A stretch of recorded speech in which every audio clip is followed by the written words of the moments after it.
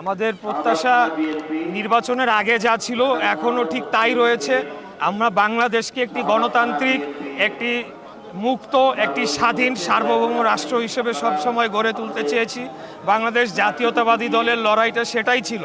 বিগত 17 বছরে নির্বাচনকে ধ্বংস করে দেওয়ার মাধ্যমে, গণতন্ত্রকে ধ্বংস করার মাধ্যমে আসলে মুক্তিযুদ্ধকেই ধ্বংস করেছিল। যারা মুক্তিযুদ্ধের দাবিদার ছিল, মুক্তিযুদ্ধকে বিক্রি করে দেশকে লুটপাট করেছে, গুম খুন হত্যার রাজ্য বানিয়েছিল। কিন্তু আজকে একটি নির্বাচনের মাধ্যমে স্বাধীন বাংলাদেশের একটি গণতান্ত্রিক রাষ্ট্র ব্যবস্থায় আমরা ফিরে গিয়েছি, একটি নির্বাচিত সরকার আমরা পেয়েছি। এখন আমাদের জনগণের যে প্রত্যাশা সেটা ছোট হতে পারে, বড় হতে পারে, এক এক অঞ্চলের মানুষের, এক এক শ্রেণী পেশার মানুষের এক এক প্রত্যাশা।